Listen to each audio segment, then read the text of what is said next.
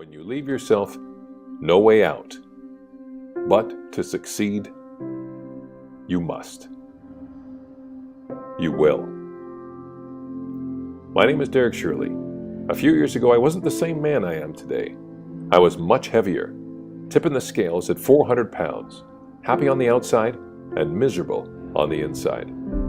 Then, life took an amazing turn for the better when I discovered the power of the written word. I filled journals one after the other. I hired a personal trainer, got a meal plan and a coach, started competing in triathlons, and transformed my body and life for good. Then, before I knew it, I was flying. I began my career as a counselor and a speaker, found a publisher for my writings, and published my first book. I had been working with youth and families for over 20 years by that point, but wanted to do more. So together with family and friends, I founded a charity for youth called the It Takes Two Youth Leadership Institute. But I knew my body craved exercise. I had been given a gift. I had been given my life back. So I decided my first order of business as CEO was to travel 8,200 kilometers across Canada by bicycle. Day one of 75 days riding across the country. I was on the search for exceptional teams and raising money for youth at risk. I experienced the best of people, felt their love and encouragement with every push of the pedals.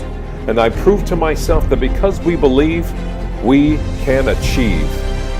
The journey challenged me in every way possible. It forced me to look at my entire life through a different lens, a lens that saw the power of the Spirit to overcome adversity. I have targeted for 188.8 kilometers. I have been put on this earth to empower and transform the minds and lives of fellow dreamers and doers. And as I heisted my bike over my head in triumph at the top of Signal Hill in St. John's, Newfoundland, the end of one journey, I knew the next one was just beginning.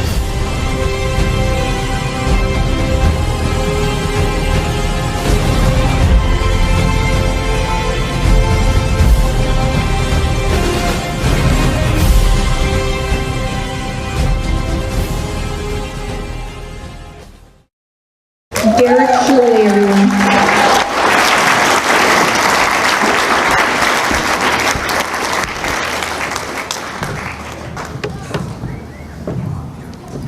I heard that.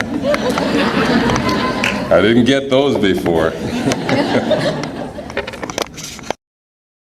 Eminata staff and administration, honored guests, speakers, friends and families, and the Vancouver Career College graduating class of 2013. How's it going? Good? Good? You good? Everybody good? Yeah, you guys pumped? Are you jacked? Are you excited? This is the end, right? There's no more classes tomorrow. You guys have packed up your boxes and put your pencil crayons away and stuff. It's truly a privilege to be here to share this special day with you. I have special thanks to your campus director, Dino Cabelfin, for the honor of being here today. This afternoon, as we were prepping for tonight, I watched my video introduction, as you just saw. And I'll admit to you, I welled up. As I just did again. A tear didn't drop, no tears hit the ground. I didn't bawl or anything like that. I did enough of that on the ride. But I did feel the moment, as I hope many of you are right now. It was the moment of accomplishment and of achievement when I climbed the final hill. It was a moment where life just seemed to make sense, even for just a little bit, more so than any other time in my life. It was a moment kind of like the one right here, right now, where all of your hard work, your long nights, your pressing assignments and looming deadlines, your all-nighters and copious amounts of coffee and green tea all seem to make sense. It's difficult to know exactly what words to say in a moment like this. Many of you are already working in your field of preference, and some of you may be in transition. But every one of you has completed a major accomplishment today. Every one of you did what it took to earn the seat that you're now sitting in. Now is your moment to bask in the glow of that achievement. You ready? Ready? Ready? Ready? 1, 2, 3. Bask. Nice, nice. Good job, good job. That's good, good basking. Yeah, it's good basking there. You can see now, if you guys want to, if you're still updating your resume, you might want to throw that on there. Just seasoned baskers.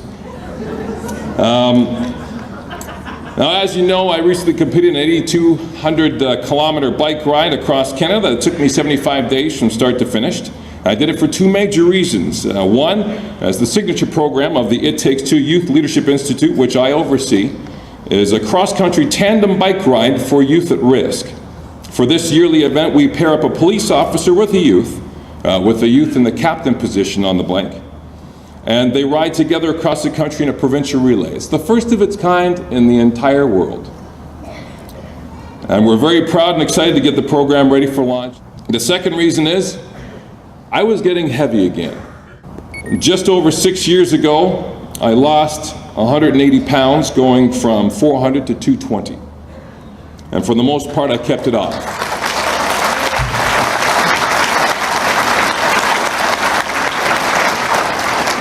Thank you very much. For the most part, I did keep it off, but not completely. Too many popcorn dinners and festive excuses. So I did what Alexander the Great did many, many years ago. I left myself no way out. Some of you may have heard the story of Alexander the Great. He was the king of Greece and one of the most celebrated and successful military commanders of all time. But that's not what made Alexander the Great great, not in my eyes.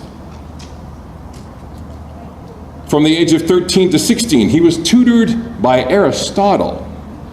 Poof, one of the most influential philosophers in history. But to me, still, that's not what made Alexander the Great great. It's what Alexander did when he thought and how he thought that made him great, to me. During one particular battle, as Alexander the Great approached the Persian shores, he saw that he was outnumbered and outmanned. He landed his boats anyways. He gathered his men together, and it's what he did next that really makes things interesting. He sent one man back to burn the boats, leaving himself and his men no way out. And then he turned to his troops and he said, "We go home in Persian boats or we die." Imagine being one of those soldiers standing on the sand, watching your boat burn. It's just surreal.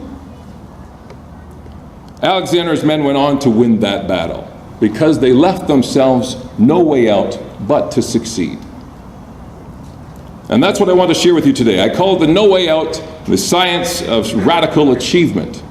Now, unfortunately, I don't have all the time to share all of the 5 steps with you in great detail, but I wanted to just share with you the first 2, and they're the most critical. The first step is you actually have to be a blabbermouth. You have to tell people what it is that you're going to be doing, what you want to be doing. You have to put your ego on the line. Now, many of you have done this exact same thing when you came to Vancouver Career College. You were excited and you told everyone about it. You told your family, you told your friends. If you didn't follow through, you'd have egg on your face. People wouldn't take you seriously anymore. You were a blabbermouth, and you were proud of it. The second step is, you have to raise the stakes. You have to make an investment. Failure has to hurt. Now for many of us, raising the stakes means a financial investment, but whatever you use, it has to be of value to you. If you're a billionaire, a $50,000 investment is a drop in the bucket. But if you have $100,000 and you invest $100,000, well, that's raising the stakes. When I bought my one-way ticket to Vancouver with my bike packed in a box, that was me raising the stakes for my own self. And the other 3 steps are position yourself for success, take action, and then follow through. And that's how you got here today. You told people what you were going to do, you raised the stakes and made an investment, you positioned yourself for success when you sat in your first class, then you took action and you followed through. And here you are today, living achievement of that. And if you did it once, you can do it over and over and over again with whatever else that you want to achieve in life. You see, the most important part of following through is once you have your achievement, you can build on it. J.K. Rowling wrote Harry Potter, went to 12 different publishers. You think J.K. Rowling's done? She's not. She's a writer. She loves writing. All she's done is afforded herself more opportunity to do more of what she loves to do. She's building on her success, and that's the next step for you. You build on this success. I like to say, when you reach the top rung of the ladder, it's time to get a bigger one. So as you move forward after tonight, build on a success you have earned here. Leave yourself no way out but to succeed, and you will. And always remember, because you believe, you can achieve anything. The only questions that remain are, what is it that you really want? Why do you want it? And how badly do you want it?